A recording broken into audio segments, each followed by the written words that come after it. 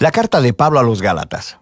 Fue escrita a varias iglesias en la región de Galacia, donde Pablo había viajado en uno de sus viajes misioneros. Puedes leer la historia en el libro de Hechos. Él escribió esta importante carta con una profunda pasión y frustración. Este es el trasfondo. El cristianismo comenzó como un movimiento judío mesiánico en Jerusalén, pero su mensaje era para toda la humanidad, así que rápidamente se esparció más allá de Israel. Para el tiempo en el que Pablo era misionero, había tantos no judíos como judíos en el movimiento de Jesús, y esto desató un gran debate del que sabemos gracias a Hechos capítulo 15. Históricamente, el pueblo del pacto de Dios estaba enfocado en un grupo étnico, Israel, y ellos se apartaban de los demás debido a las prácticas ordenadas en la Torá, como la circuncisión de los varones, comer kosher y guardar el día de reposo. Y había muchos cristianos judíos que creían que para que todos estos no judíos realmente pudieran ser parte de la familia de Dios, necesitaban obedecer las leyes de la Torá. Algunos de estos cristianos judíos terminaron siendo parte de las iglesias de Galacia. Estaban socavando la enseñanza de Pablo y demandando la circuncisión de todos los varones cristianos no judíos, y muchos lo hicieron. Y cuando Pablo escuchó acerca de esto, se quebrantó su corazón, se molestó, y el resultado fue esta carta. Primero, él reta a los Gálatas con un resumen del mensaje del Evangelio sobre el Mesías crucificado. Luego, les dice que este Evangelio es el que crea la nueva familia multiétnica de Jesús y Abraham. Y luego, les muestra cómo este Evangelio es lo que verdaderamente transforma a las personas por la presencia y el poder del Espíritu. Inicia expresando su desconcierto de que los Gálatas han abrazado un evangelio diferente, el que era promovido por esos cristianos que hablaban mal de Pablo y demandaban la circuncisión. Así que Pablo primero defiende la autenticidad de su mensaje y su autoridad como apóstol. Él fue comisionado por el mismísimo Jesús resucitado para ir al mundo no judío. Recuerda la historia del libro de Hechos. Pablo dice que fue posteriormente a su llamado, que fue a Jerusalén para consultar a los otros apóstoles, como Pedro o Jacobo, y fue cuando les dijo que él no requería que los cristianos no judíos se circuncidaran o comieran kosher. Ellos estuvieron completamente de acuerdo. Pero esta tensión creció. Pedro había ido a Antioquía a visitar y ver a todos estos cristianos no judíos, y estaba comiendo y compartiendo con ellos. Pero cuando algunos de estos grupos de oposición provenientes de Jerusalén llegaron a Antioquía, Pedro cedió ante la presión.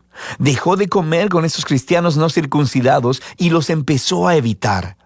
Así que Pablo confrontó y acusó a Pedro por su hipocresía, por no permanecer fiel al Evangelio. Para Pablo, demandar que estos nuevos cristianos fueran circuncidados y observaran la Torá era un error por una variedad de razones. Primero que nada, porque es una traición al Evangelio, o en sus palabras, el hombre no es justificado por las obras de la ley, sino mediante la fe en Cristo Jesús el Mesías, y también nosotros hemos creído en Cristo Jesús. Ser justificado, literalmente, ser declarado justo, es un término del Antiguo Testamento con mucha riqueza para Pablo. Describe cuando Dios declara que alguien está en una relación correcta con Él, que está perdonado, que le es otorgado un lugar en la familia de Dios y está siendo transformado por la gracia de Dios. Y es la convicción de Pablo que nadie puede ser justificado por guardar los mandamientos de la Torá, sino solo por la fe de Jesús. Esta es una frase densa y podría referirse a la fidelidad de Jesús al vivir y morir en nuestro lugar, o podría referirse a nuestra propia confianza y devoción a Jesús. De cualquier manera, el punto es claro. Las personas son justificadas solo a través de confiar en lo que Dios hizo por ellos a través de Jesús, no por lo que hacen ellos mismos. En el corazón del Evangelio de Pablo está esta declaración. Cuando las personas confían en Jesús el Mesías, lo que es cierto de Él se vuelve cierto de ellos. Su vida, muerte y resurrección se vuelven suyas, o en sus palabras, con Cristo he sido crucificado, y ya no soy yo el que vive, sino que Cristo vive en mí.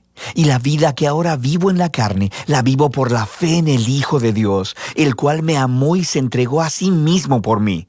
Así que la razón por la que cualquiera puede decir que es recto delante de Dios o que pertenece a la familia del pacto de Jesús no es porque obedece las leyes de la Torá, sino solo por lo que Jesús hizo por ellos y que ellos nunca hubiesen podido hacer por sí mismos.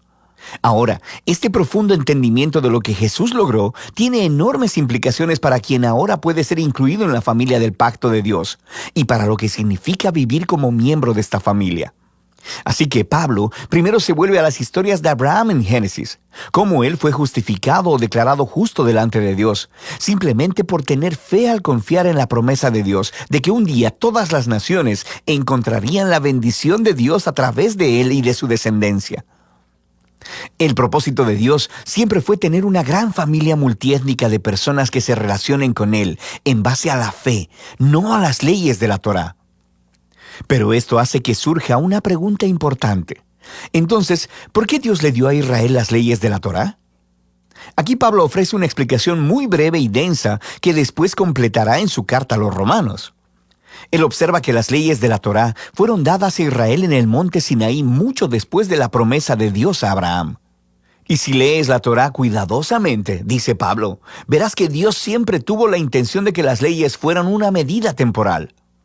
Él dice que las leyes tienen un rol tanto negativo como positivo. Negativamente, las leyes actuaron como una lupa sobre el pecado de Israel.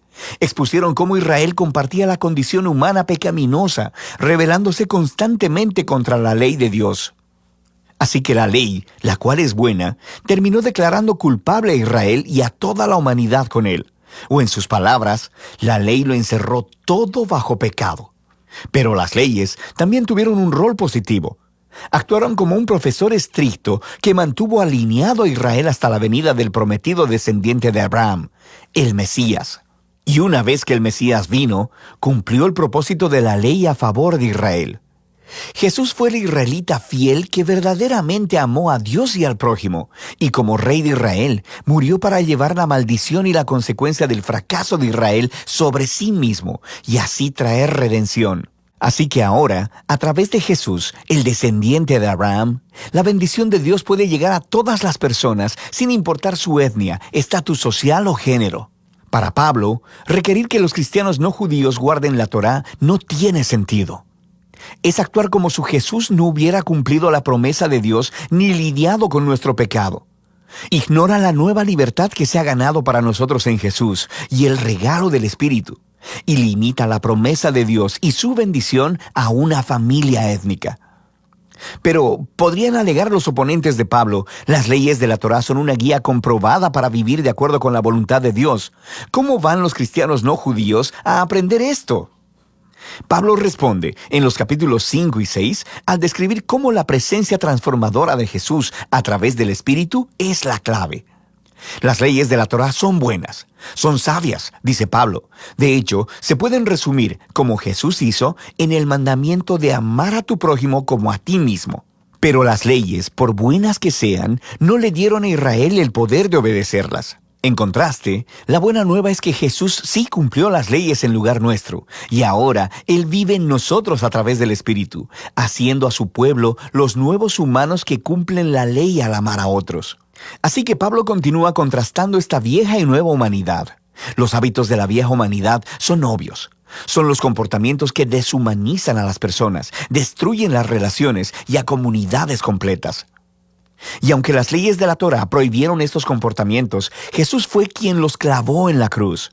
Así que cuando una persona confía en Jesús y vive en dependencia del Espíritu, la vida de Jesús se convierte en la suya, produciendo lo que Pablo llama el fruto del Espíritu. Esta es la manera de vivir que Jesús quiere reproducir en su familia, para que se conviertan en personas de amor, gozo, paz, paciencia, bondad, benignidad, fe, mansedumbre y templanza. Pero este fruto no es automático, dice Pablo. Requiere cultivarse, justo como los frutos naturales. O en sus palabras, si vivimos por el Espíritu, andemos también por el Espíritu. Esto requiere intencionalidad. Tenemos que aprender cómo podar nuestros viejos hábitos y cultivar los nuevos. Y mientras lo hacemos, nos encontramos a nosotros mismos siendo llevados por el Espíritu conforme Jesús moldea nuestras mentes y corazones y nos transforma en personas que aman a Dios y a los demás. Y de esta manera, la gente de Jesús cumple lo que Pablo llama la ley de Cristo. Y al final, Pablo concluye: este requerimiento para que los cristianos guarden la Torá o sean circuncidados es errar al blanco. Lo que realmente importa es la nueva creación de Dios, esta nueva familia multiétnica del Mesías, personas llenas de fe en Jesús, que están aprendiendo a amar a Dios y a otros en el poder del Espíritu. Y de eso se trata la carta a los Gálatas.